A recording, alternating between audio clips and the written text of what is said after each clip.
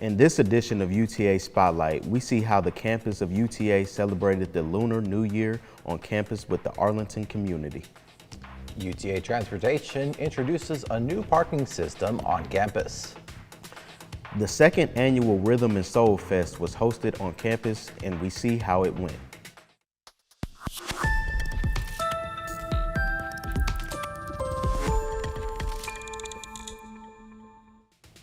Welcome to UTA Spotlight. I'm Trent Harris. And I'm Garrett Crowder. Thank you for joining us.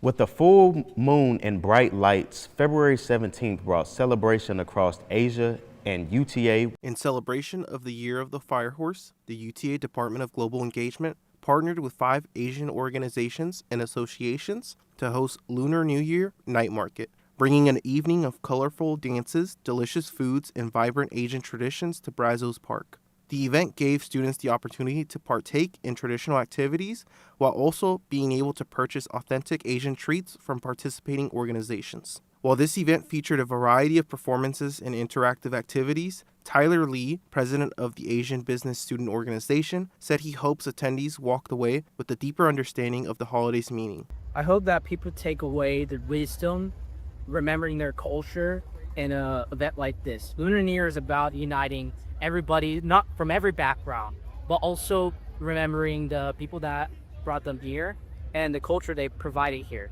It's something to look back upon and actually have fun, and also wish, of course, the best of luck. The sentiment was echoed by Magdalena Ibarra, Assistant Director of Global Engagements at UTA. The goal, was for them to celebrate their culture, but at the same time, that's an opportunity to teach others about their culture and have that cultural exchange, and that's all we're about. Throughout the evening, performances from various student organizations filled the Brazos Park stage with applauses. The celebration ended with the Wulong, or Dragon Dance, a traditional performance believed to bring good luck and prosperity in the new year. Although this was the first standalone night market, organizers hope it will become a lasting tradition at UTA. Alberto Gomez, UTA Spotlight. If you missed this year's event, you can still visit Asia Times Square in Grand Prairie for shopping, dining, and entertainment year-round. Whether you're a new MEV, commuter student, or faculty member, we know parking on campus is a hot topic. Here's what you need to know. A new parking initiative rolled out on campus last fall. It's called zone-based parking. And like any new system, there were going to be some early growing pains. But this spring, parking officials say it's paying off. Parking violations are down 26%. Larry Cummings, UTA's Parking and Transportation Communications Manager, says the goal is to keep students in class, not driving in circles looking for a spot. So that's a 26% decrease, which we are crediting the design to this new system and just making sure students are most aware of how campus parking works. Zone-based parking is a temporary program to keep the start of the semester running smoothly, keeping us in class instead of circling lots. The second annual Rhythm and Soul Fest took place February 20th at Texas Hall. I was there and I talked to 2 of the headliners.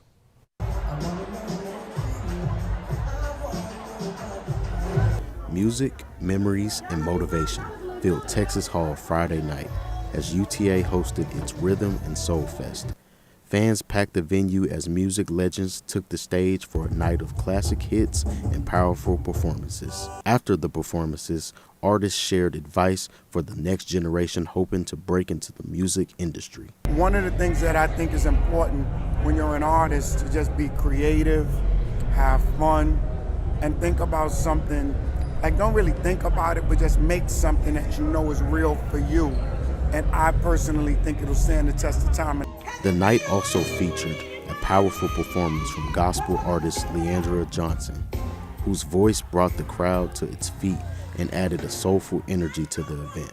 R&B legends SWV shared a similar message for aspiring artists. Focus. If this is something you want to do, you're going to get a lot of no's before you get one yes. So stay focused, make sure your craft is tight, and keep moving. And get to know the business, because it's the music business first. From timeless hits to crowd sing-alongs, SWV closed out the night, reminding fans why their sound continues to resonate across generations. Trent Harris, UTA Spotlight.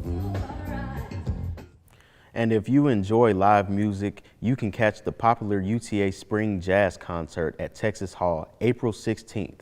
Now we turn it to Michelle with Terry's Talk. Thanks, Trent. Welcome back to Terry's Talk. I'm Michelle, and joining me today is Ravi. Hello everyone, my name is Ravi Raithatha and I'm a 2024 Terry Scholar, and I also serve as the president of the Health Occupation Students of America Club, also called HOSA. And today we're introducing an organization that is highlighting an opportunity that is happening here on campus. If you're interested in medicine, science, or even just love to debate, listen up.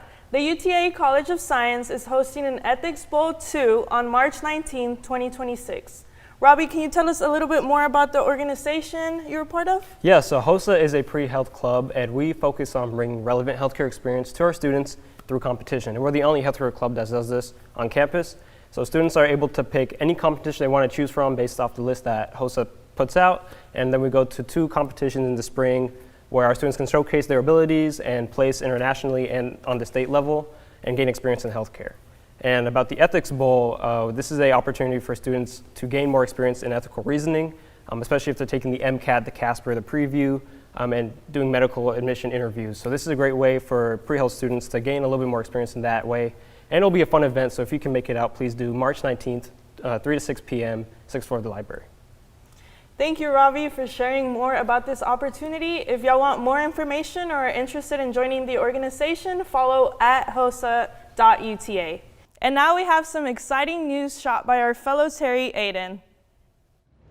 Hello everyone, my name is Courtney Bell Jr. I'm a senior here at UT Arlington, and I'm excited to announce that I will be one of the newest members of Terry's Talk. I'm so excited to work with Michelle and Aiden. Stay tuned for what's next. Thank you so much, Courtney. We are super excited to have you join Terry's Talk, and we can't wait for our future segments. That is all we have for Terry's Talk. We hope you learned something new and decide to go out and make a difference. As always, in the famous words of the late Mr. Terry, success is attaining the goals you have set for yourself in life. Thanks, Michelle, for that organization and event spotlight. Early voting for the primary election in Texas is happening now through Friday. You will decide who represents you in general election this November. And you can vote at any polling place in your county of residence. The nearest polling location to UTA is the Tarrant County Sub Courthouse at 700 East Abram Street near Fuzzy's Tacos. Be sure to bring a photo ID. After the break, we see students manage the balance between school and work. Additionally, we highlight a weekly Smash Brothers gaming tournament that offers UTA students a chance to unwind and engage in friendly competition. Lastly, UTA Softball hosts high-profile softball programs at the Dream City Invitational, and we recap the tournament next on UTA Spotlight.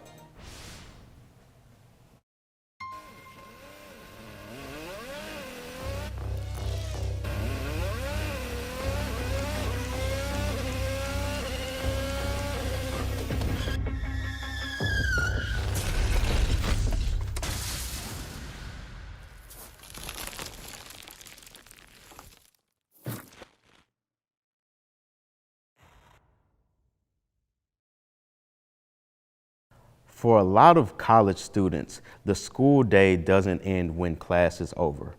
While working builds responsibility and helps cover expenses, it can also bring stress, exhaustion, and limited personal time. Finding the right balance can shape not only academic success, but mental health and overall quality of life.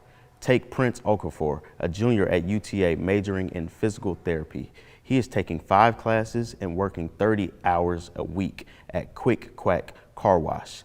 Like many students, he is balancing deadlines, work shifts, and exams all at the same time. Right now, I mainly just manage it through making sure that I do my hobbies well. I have like really good time management where I focus like most of my time on work.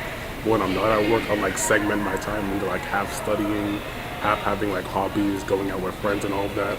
And then the other half mainly just sleep. So I mainly focus on making sure that my time management is really good. Because like without that, like the balance falls apart and it's easy to like have one thing overtake the other, like have work overtake my school or have my school overtake work. So I think we're really good time management. That's how I'm like balancing it right now.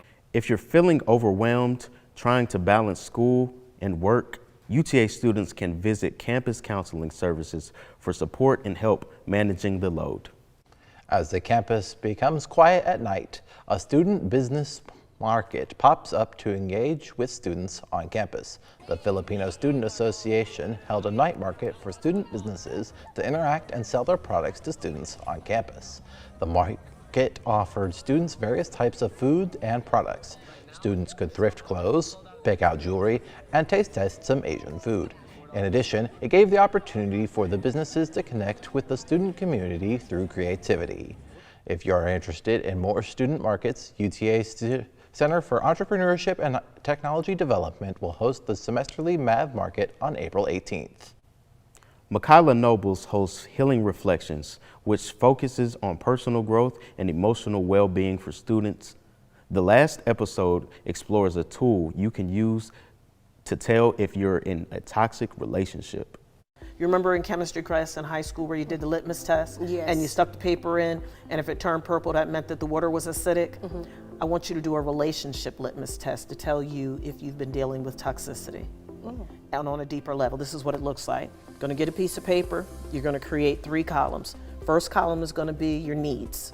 The middle column is going to be your wants, and the third column is going to be your red flags or your don't wants in a relationship.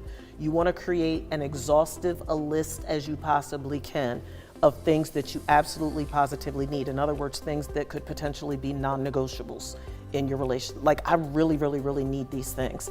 And then you want the second column to be your wants. I tell folks that's the icing on the cake, right? That's the bells of cake is good without icing. Let me just say that, right? So it's the icing on the cake. You want to make that wants list as exhaustive as you possibly can. And then the same thing for the don't wants or your red flag list, right? And then you're going to use a Likert scale between 1 and 10, with 1 being not very important and 10 being highly important. And you're going to give numeric value to everything that you put on each of those lists, right? From the most important to least important. The problem that a lot of people run into is, first and foremost, they have a very difficult time identifying what they need. Secondly, they can tell you everything that they want, but a lot of the wants are superficial. That's why cake is good without icing, because the icing is just extra, right? The red flag column, that's the column that people ignore. And I ask that all the time.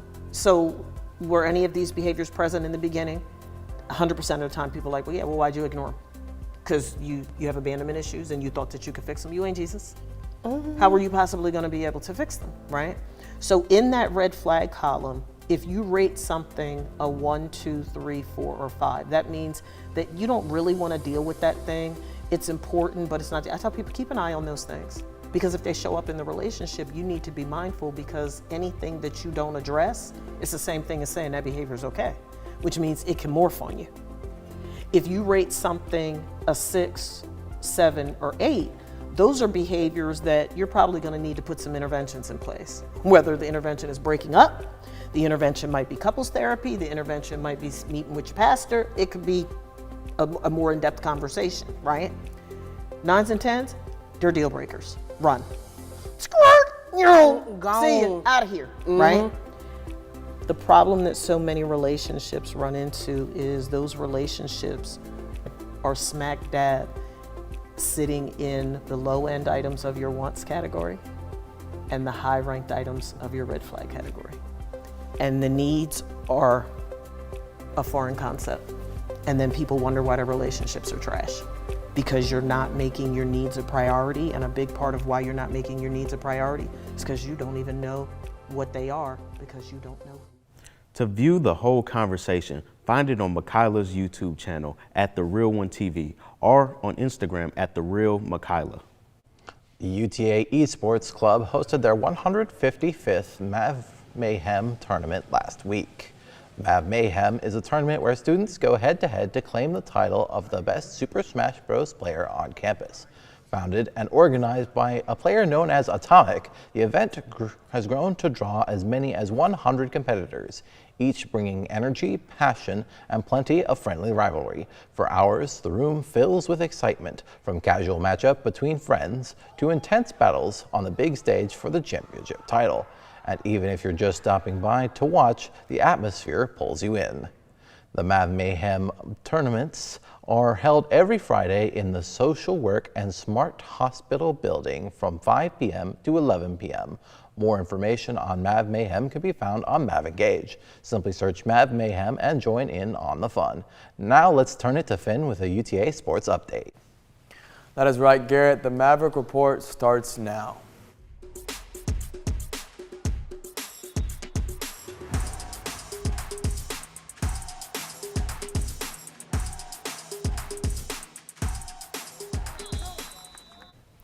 UTA's softball team played 4 games from February 13th to the 15th in the Dream City Invitational. Game 1 was against Wisconsin. Despite an early home run in the first inning, the Mavericks got hammered, losing 14-4 in a 10-run Mercy Rule ending. Game 2 was a close 2-1 win against Tulsa, and Game 3 against Iowa State was a wild back-and-forth affair. Iowa State took an early 7-run lead, but UTA fought back, scoring 7 runs themselves. But Iowa State won 15-11. The final game was a rematch against Tulsa, winning 4-3. Be sure to visit utamavs.com/sports/softball for more information on this team and future games. UTA baseball had a statement win over number 7 nationally ranked TCU Horned Frogs with a score of 11-7 in the College Baseball Series at Globe Life. Here's what head coach Mike Trapasso had to say after the game about Mavericks' 9-run first inning and the emotion in the early game. Obviously, against the number 7 team in the country, to put up 9 in the first showed the offense was back. And then it was interesting because it was a little bit of a roller coaster of emotions. Havern was good the first 2 innings, and then he just completely lost command and feel. And the Maverick baseball team will get another tough opponent as they face the number 6 ranked Arkansas Razorbacks for a 3-game non-conference series on the road. Back to you. Thank you, Finn, for that sports update. That's all we have for you on this edition of UTA Spotlight. To stay up to date with us, please follow us on Instagram at MavMediaUTA. And don't forget to subscribe to our YouTube channel. I'm Trent Harris. And I'm Garrett Crowder. Thank you so much for joining us. See you next time.